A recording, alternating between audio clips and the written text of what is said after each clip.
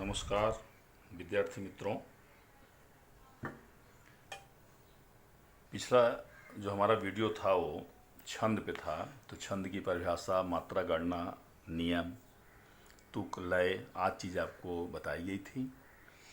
और मैं बताया था कि 10वीं में छंद में 3 चीज़ें हमें पढ़नी है: चौपाई, दोहा और सोरठा। तो सबसे पहले हम देखेंगे चौपाई।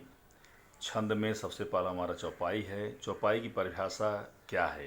परिभाषा का आशय यहाँ पर लक्षण से है। यह सममात्रिक छंद है। विगत वीडियो मैंने बताया था कि सममात्रिक किसे कहते हैं, अर्धसम किसे कहते हैं। अभी उदाहरण के साथ ही चीज़ें और क्लियर हो जाएंगी। इसमें 4 चरण होते हैं।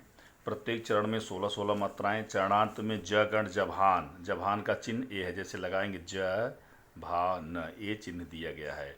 तथा तगण, तगण मीन्स ताराज, ताराज, ताराज, ए यहाँ पर दिया गया है। तो इस प्रकार का चिन्ह निषिद्ध है, मीन्स नहीं आना चाहिए।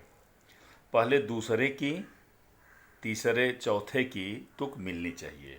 उदाहरण के लिए मुझे लगता है कि और चीज़ें स्पष्ट, पूरी परिभाषा आपकी इस उदाहरण से स्पष्ट हो जाएगी। सममात्रिक छंद है। सममात्रिक आशय है कि जैसे दिया गया है कि जो हमारा चौपाई, एक हमने उदाहरण दिया है, रावण रथी विरथ रघुबीरा, देख विभीषण भयों अधीरा। तो सबसे पहले हम इसकी गणना कर लेंगे। आपको बताया गया है कि जो हमारे ह्रस्व स्वर होते हैं उन पर लघु मात्राएं होती हैं और दीर्घ स्वर पर गुरु मात्राएं होती हैं। तो इस प्रकार से इसकी हम गणना करते हैं। ऐसे ऐसे यहाँ पर ह्रस्वी है, यहाँ पर ह्रस्व, यहाँ पर दीर्घ, ऐसे ऐसे गणना होगी। फिर देखी वी,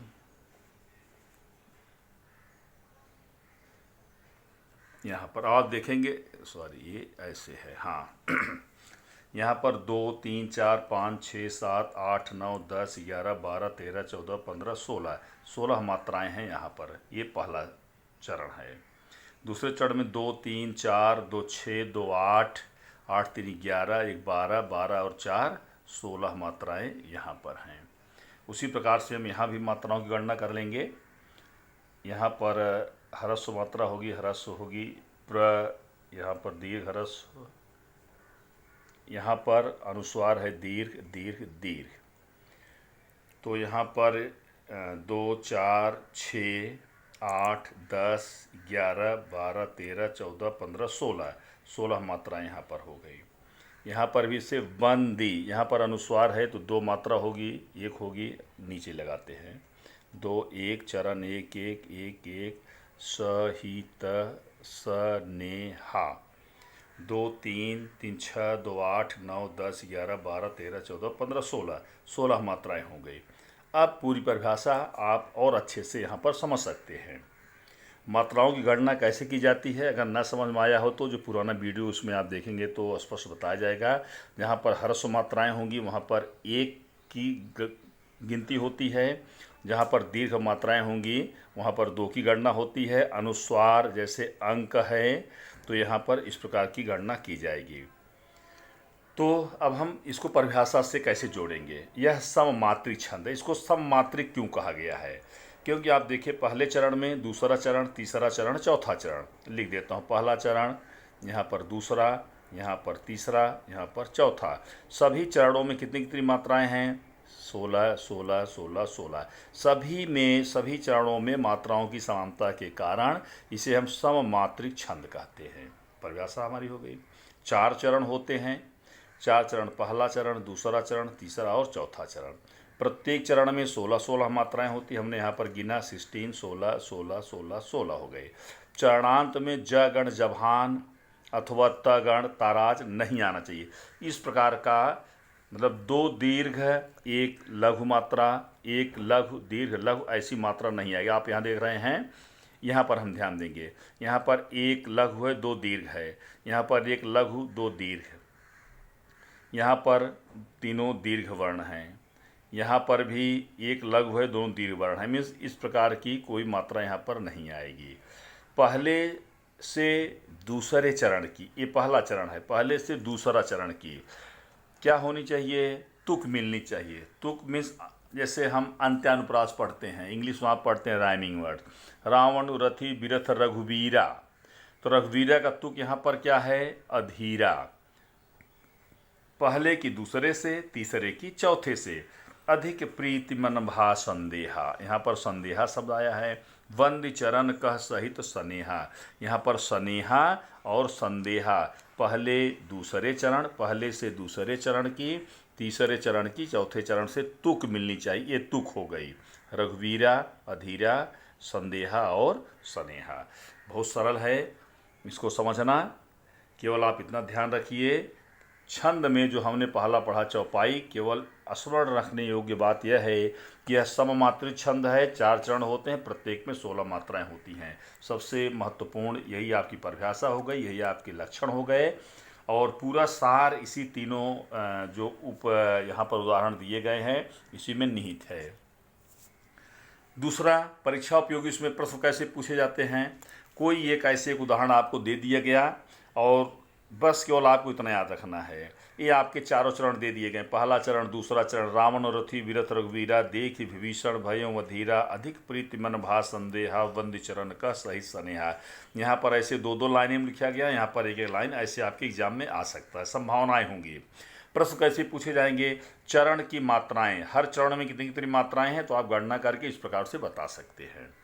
जैसे अब जब आपने एक बार गणना कर ली तो किसी प्रकार का प्रश्न पूछा जाए आप बता सकते हैं। जैसे यहाँ पर उदाहरण दिया गया है, प्रथम तृतीय चरण में पहले और तीसरे चरण में कितनी मात्राएं हैं, 16-16, दूसरे और चौथे में 16-16, पहले और चौथे में 16-16, दूसरे और तीसरे में 16-16, कोई मात्राएं पूछे आसानी से आप इन सब प्रश्नों का उत्तर दे सकते हैं। 4-5 प्रश्न ऐसे बनेंगे।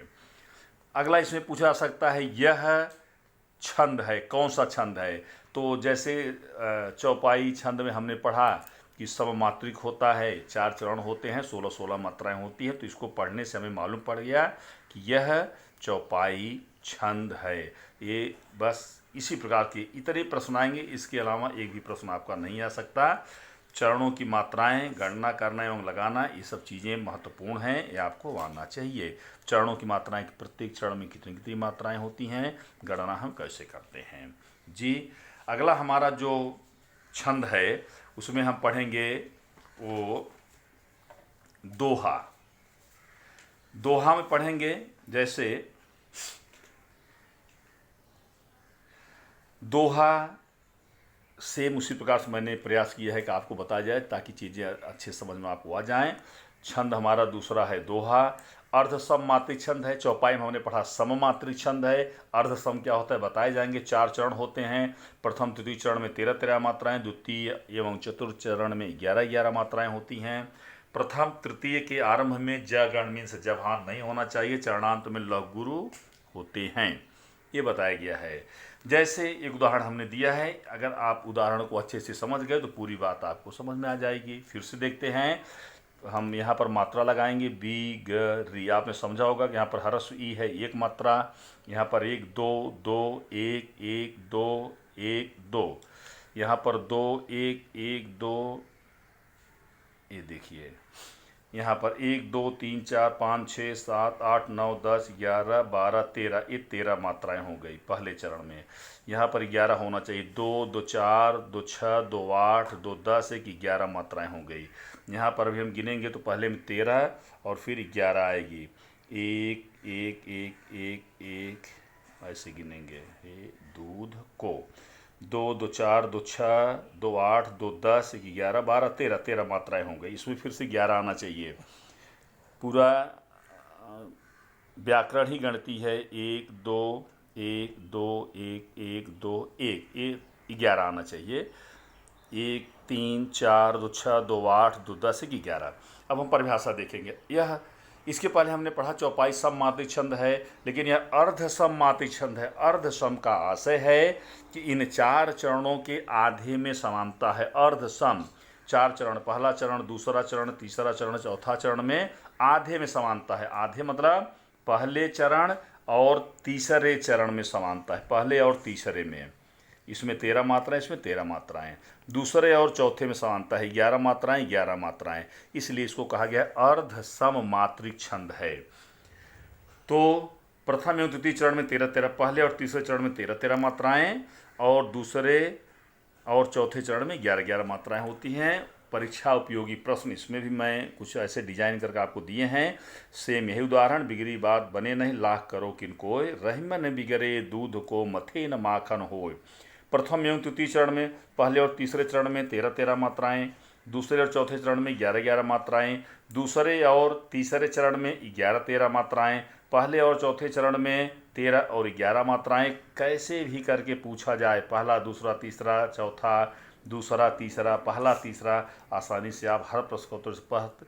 प्रथम एवं तृतीय चरण की मात्राएं कितनी है? प्रथम और तृतीय चरण की मात्राएं 13-13 हैं, उत्तर लिख दिया। द्वितीय और चतुर्थ की मात्राएं कितनी है? ये दूसरा है चौथा है, 11-11 है। फिर से पूछ लिया जाए दूसरे तीसरे कितनी है, तो 11 और 13 मात्राएं हैं। यह कौन सा छंद है?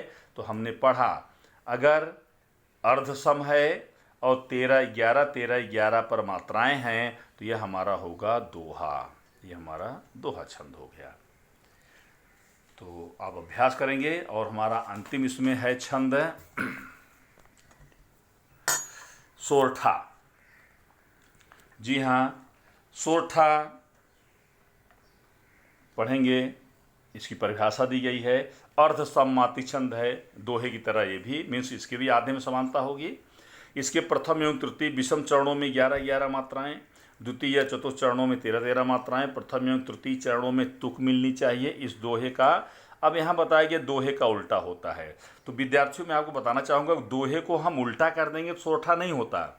सोरठा अलग छंद है, अलग ढंग से लिखा जाता है, दोहा अलग ढंग से लिखा जाता है। दोहे का उल्टा इसलिए है कि दोहे में पहले चरण में 13 मात्राएं और दूसरे चरण में 11, पहला दूसरा तीसरा चौथा, फिर तीसरे में 13 मात्राएं और फिर दूसरे में चौथे में 11 मात्राएं होती हैं। ये दोहे में, दोहे का उल्टा होता है। दोहे का उल्टा मतलब, अब इसमें जैसे हम लगाएंगे, मात्रा लगा लेंगे तो एक मात्रा केवट के बैन, प्रेम 2 1 1 2 2 1 1 1 2, गणना कर लेंगे, 2 2 4 2 6 2 8 2 10 11, इसमें देखिए 11 मात्राएं हैं। यहाँ पर 13 होगी, 2 2 4 2 6 2 8 2 10 11 12 13। ठीक इसी प्रकार से इसमें भी 11 होगी और इसमें भी 13 होगी। जैसे वी हसे क, यहाँ पर रू करुणा, सॉरी र पर ऊ है, एक ही लगेगा। र पर बड़ा ऊ ऐसे रहेगा तो 2 लगेगी। करुणा ये न, 2 2 4 5 6 7 8 9 10 11 मात्रा। फिर चीतई जानकी लखन तन, ये 13 मात्राएं होंगी। तो दोहे का उल्टा का मतलब क्या हुआ? हमने पढ़ा था दोहे के पहले और तीसरे चरण में 13-13 मात्राएं होती हैं, दोहे के दूसरे और चौथे में 11-11 मात्राएं होती हैं। दोहे का उल्टा इसलिए कहा जाता है क्योंकि दोहे से उलट इसकी मात्राएं होती हैं। सोरठा में पहले और तीसरे चरण में 11-11 मात्राएं होती हैं, तीसरे और चौथे चरण में 13-13 मात्राएं होती हैं। जबकि मैंने बताया कि दोहे में पहले और तीसरे में 13-13, दूसरे चौथे में 11-11, इसीलिए इसे कहा जाता है दोहे का उल्टा होता है। आप ऐसा कदाप में समझे कि इसको हम उलट देंगे तो सोरठा होगा, सोरठे को उलट देंगे दोहा होगा। तो द्वितीय एवं चतुर्थ सम चरणों में 13-13 मात्राएं, ये सम चरण है। सम चरण मतलब दूसरा चौथा, ये सम संख्या है, इसलिए इसको सम चरण हम कहते हैं। विषम चरण में 1 और 3 है, 1 3 विषम संख्या है, इसलिए इसको हम विषम चरण कहते हैं। उदाहरण के लिए हम देखेंगे, इसमें उदाहरण वैसे दिया गया है जैसे समचरणों की मात्राएं कितनी है। समचरण मैंने उदाहरण के लिख दिया है दूसरे चौथे में, तो दूसरे और चौथे में 13-13 मात्राएं होती हैं, आप उदाहरण लिख देंगे। विषम चरणों में पहले और तीसरे में 11-11 मात्राएं होती हैं, और पहले तीसरे चरणों में फिर पूछा गया है पहले तीसरे में, आप बता सकते हैं पहले तीसरे में, फिर दूसरे चौथे में कितनी होती हैं, दूसरे तीसरे में कितनी होती हैं, पहले और तीसरे में कितनी होती हैं, कैसे पूछा जाए आसानी से उत्तर आप दे सकते हो। और यह जब हमने गणना कर ली कि पहले और तीसरे में 11-11, दूसरे चौथे में 13-13 मात्राएं होती है, तो निश्चित ही यह सोरठा छंद है। यह सोरठा छंद हो गया। फिर यहाँ पर हम लिखेंगे यह सोरठा छंद है, यह सोरठा छंद है। अभ्यास करेंगे।